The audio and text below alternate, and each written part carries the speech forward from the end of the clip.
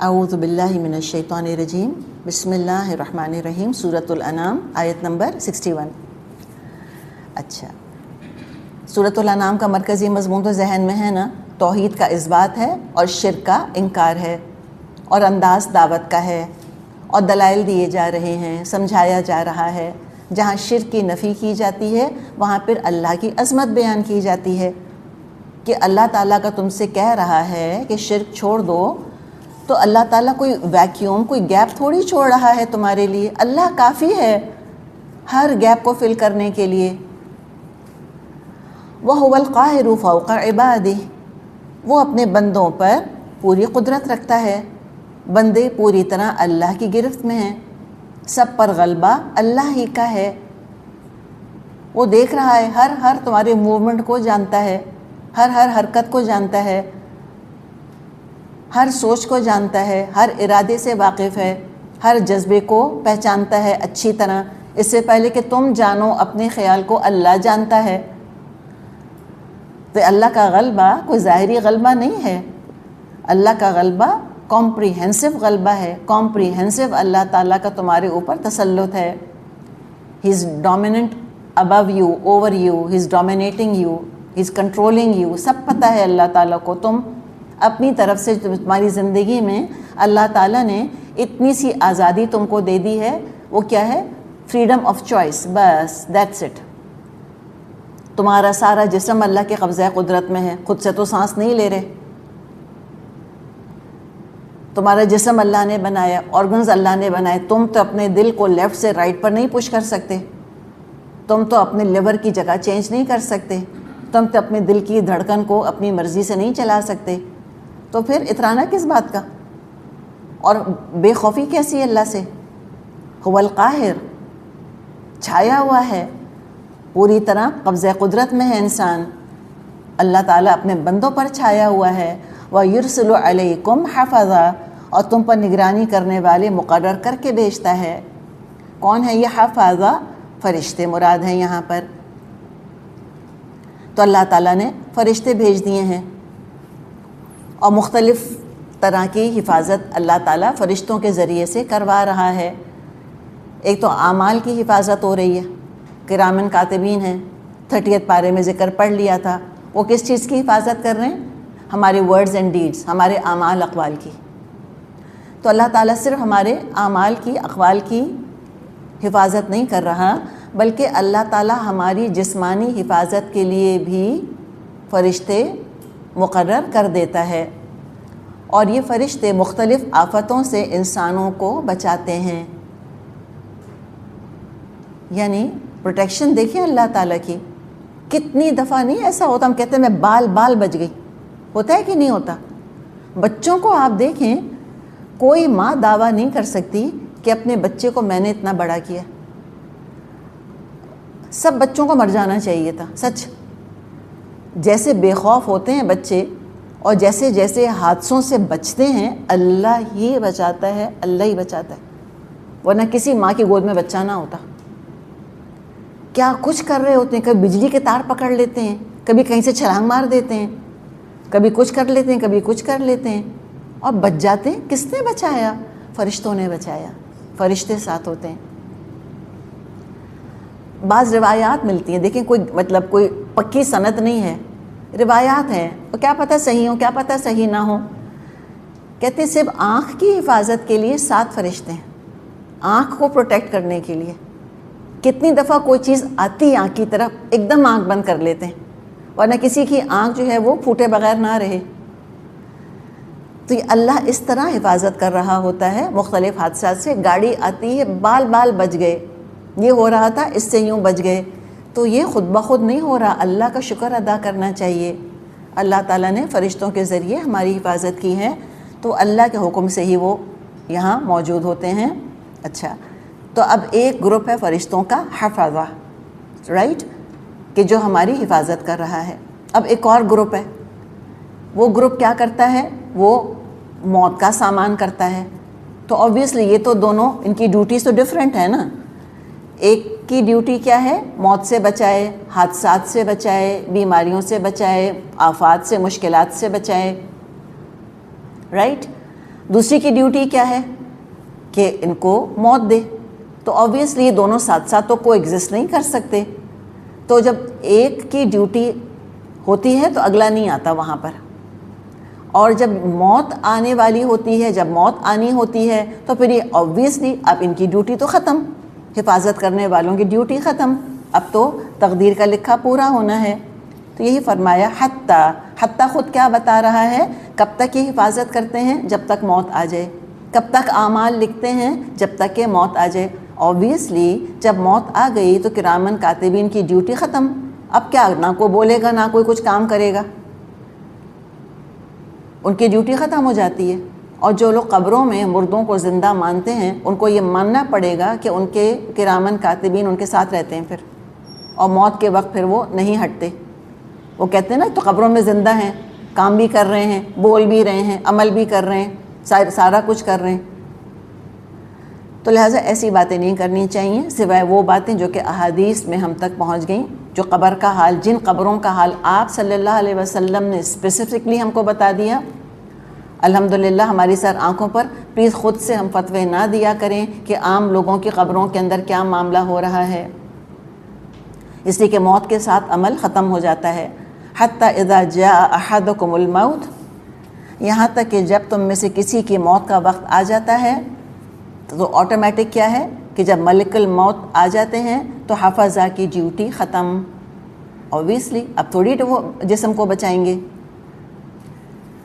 توفته رسولنا، تو اس کو فوت کر لیتے ہیں ہمارے رسول.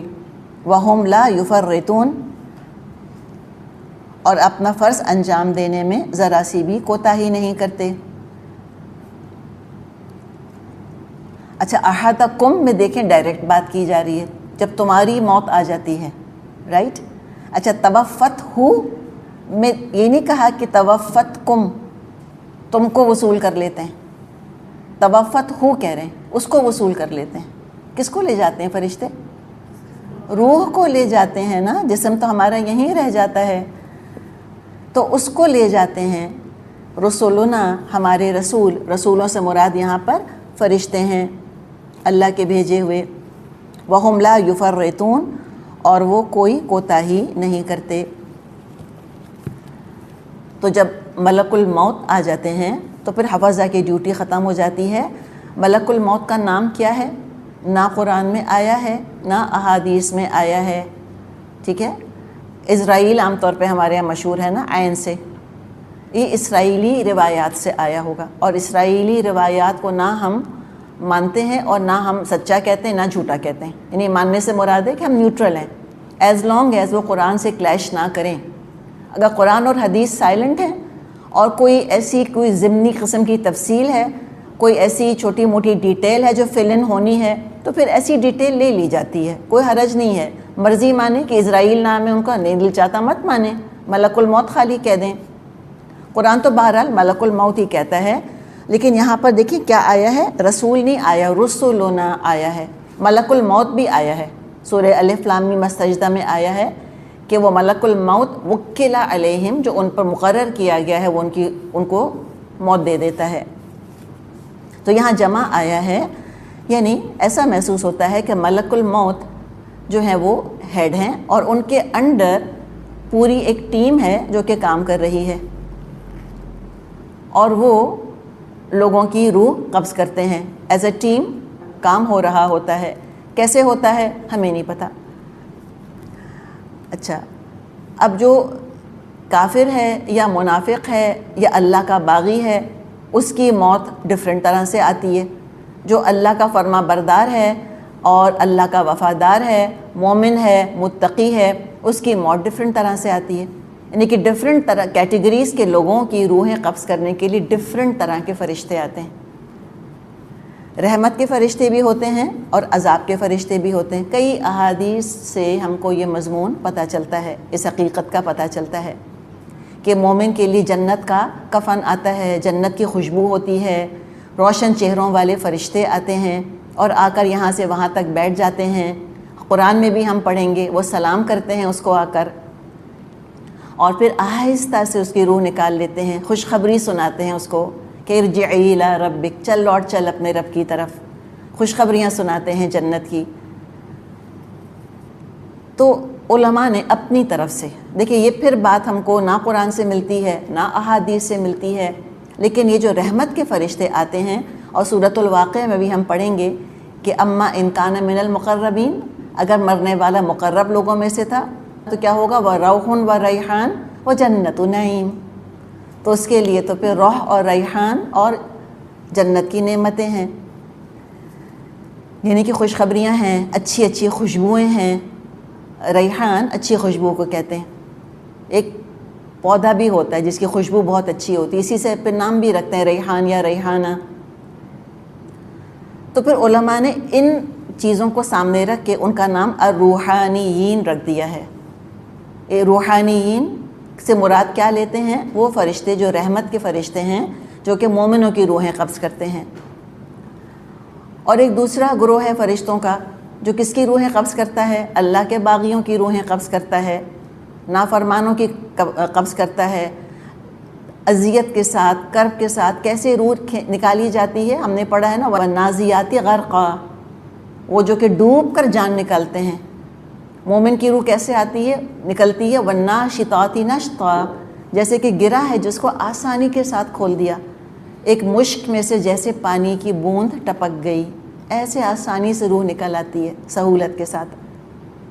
اور مشرک اور کافر کی روح کا معاملہ کیا ہوتا ہے، منافق کی، کہ وہ جسم میں چھپتی پھرتی ہے، وہ نہیں نکلنا چاہتی، تو فرشتے ڈوب کر کھینچ کے نکالتے ہیں. جیسے کہ حدیث میں آتا ہے، جیسے کہ کانٹوں بھری شاخ ریشم کے کپڑے میں ڈال کر کھینچی جائے، تار تار کھنچتا ہے نا، رگ رگ سے جان نکلتی ہے، شدید اذیت ہوتی ہے. اللہ تعالیٰ مجھ کو اور آپ کو اپنی پناہ میں رکھے. بہت دعا کرنی چاہیے کہ اللہم اعنی علی غمرات الموت و سکرات الموت، اللہ میری مدد فرما موت کی ڈبکیوں اور موت کی بے ہوشیوں پر. تو انتہائی کرب، انتہائی اذیت کے ساتھ جان نکلتی ہے. اور جو فرشتے آتے ہیں وہ بھی جہنم سے کفن لاتے ہیں، جہنم کی آگ اور بدبو ہوتی ہے اس کے اندر، اور انتہائی بھیانک شکلوں کے ہوتے ہیں. ان کو دیکھ کر انسان کہتا ہے کہ تم اچھی خبر لے کر نہیں آئے ہو. ان فرشتوں کو دیکھنا ہی ایک عذاب ہوتا ہے، وہیں سے عذاب شروع ہو جاتا ہے. پھر کرب اور اذیت سے ان کی جان نکلتی ہے.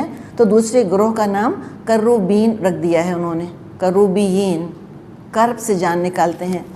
مرنے والے کے لیے کرب اور غم اور حزن کی خبریں اور اذیت کا سامان لے کر آتے ہیں. بعض روایات میں آتا ہے کہ ملک الموت، موت کا فرشتہ، دن میں ہر انسان کو ایٹ لیسٹ 2 دفعہ آ کے دیکھتا ہے، ایٹ لیسٹ 2 ٹائمز. ہو سکتا ہے صبح جھانک کر جا چکا ہو مجھ کو اور آپ کو، لیکن میری اور آپ کی موت کا وقت نہیں آیا. ہم خوش قسمت ہیں، ابھی مہلت عمل باقی ہے ابھی ہمارے پاس، قدر کریں. اور بعض روایات میں اس سے بھی زیادہ کا آتا ہے کہ کئی دفعہ وہ گھروں کا چکر لگاتا ہے کہ دیکھیں کس کا وقت آ گیا ہے. اور پھر جس کا وقت آ جاتا ہے وَهُمْ لَا يُفَرِّطُونَ، وہ نہیں چھٹتا، پھر اس کو لے جاتے ہیں. کہاں لے جاتے ہیں؟ ثُمَّ رُدُّوا إِلَى اللَّهِ مَوْلَاكُمُ الْحَقِّ، پھر سب کے سب اللہ اپنے حقیقی آقا کی طرف واپس لائے جاتے ہیں. کیا مشرکوں کے رونگٹے کھڑے نہ ہوتے ہوں گے کہ ہائے افسوس، ہم نے کہاں زندگی برباد کر دی، کن کو پوچھتے پکارتے رہے. وہ تو نہ حساب لیں گے، نہ وہ فرشتے بھیجتے ہیں، وہ تو بے بس بیکار مخلوق ہیں بالکل اللہ کی، کچھ نہیں ہمیں دے سکتے، کچھ نہیں ہمارا لے سکتے. تو کیسے ہو سکتا تھا کہ وہ قرآن سنتے رہتے اور ان پہ اثر نہ ہوتا؟ اور اللہ کے فضل سے ہوا. اس دعوت نے بڑا اثر دکھایا، جذب ہوتی رہی یہ آیات. اس وقت اثر ظاہر نہیں ہوا، لیکن پھر کیا تھا، ایک ٹپنگ پوائنٹ آ گیا. فتح مکہ کا موقع، ٹپنگ پوائنٹ آتا ہے نا، لوگوں کی زندگی میں بھی آتا ہے اور امتوں کی زندگی میں بھی آتا ہے. لہٰذا ہمیں امید کے ساتھ قرآن کو سناتے رہنا چاہیے، سناتے رہنا چاہیے، سناتے رہنا چاہیے. ہمیں نہیں پتہ ٹپنگ پوائنٹ کس کا کب آ جائے. پاور تو بہت ہے قرآن کا. پھر وہ لوٹائے جاتے ہیں اپنے مولا کی طرف جو ان کا مولا ہے، الحق، حقیقی مولا. یہ جھوٹے مولا نہیں جنہوں نے بنا لی، لات منات عزا نہیں، حقیقی مولا اللہ. اللہ، آگاہ ہو جاؤ، لہ الحکم، فیصلے کے اختیارات اسی کو حاصل ہیں، وہی فیصلہ کرے گا. کتنی پرزور دعوت ہے، اسی پر توکل کرو، اسی کو پکارو، اسی پہ ٹرسٹ کرو، اسی کو راضی کرو، اسی کی طرف لوٹ کے جانا ہے، اسی کا نام لو، اسی کی تابعداری کرو۔ وَهُوَ أَسْرَعُ الْحَاسِبِينَ، اور وہ حساب لینے میں بہت تیز ہے۔ تو روح آسمان سے آئی ہے، روحیں لوٹ کر اللہ کے پاس لے جائی جاتی ہیں، پھر فیصلہ ہوتا ہے کہ ان کے ساتھ برزخ میں کیا معاملہ ہونا ہے۔ اس سارے پروسیس کے اندر یعنی جان کا قبض کیا جانا، روح کا قبض کیا جانا، جان کا نکلنا، اور اس روح کا اللہ کے پاس جانا، اس کے بعد اس کا فیصلہ ہونا، کتنا ٹائم لگتا ہے اللہ ہی بہتر جانتا ہے۔ ہم تو اپنے حساب سے، اپنے اندازوں سے ٹائم کو دیکھتے ہیں نا، پلک جھپکنے کی دیر بھی لگ سکتی ہے، اتنی دیر میں ہو سکتا ہے سارے فیصلے ہو جائیں۔ ثم ردوا الی اللہ مولاہم الحق، اس سے مراد روح کا لوٹنا پلٹنا اللہ کی طرف بھی ہو سکتا ہے، یا ہو سکتا ہے کہ یہاں لوٹنا وہی لوٹنا جو کہ ہمارے ذہن میں آتا ہے۔ کب لوٹنا؟ آخرت میں لوٹنا، آخرت کا ذکر بھی ہو سکتا ہے۔ سب انسان اللہ کی طرف پلٹیں گے، اور وہ کیا ہے؟ وَهُوَ أَسْرَعُ الْحَاسِبِينَ، حساب لینے میں اللہ بہت تیز ہے، بہت تیزی کے ساتھ اللہ حساب لے لے گا۔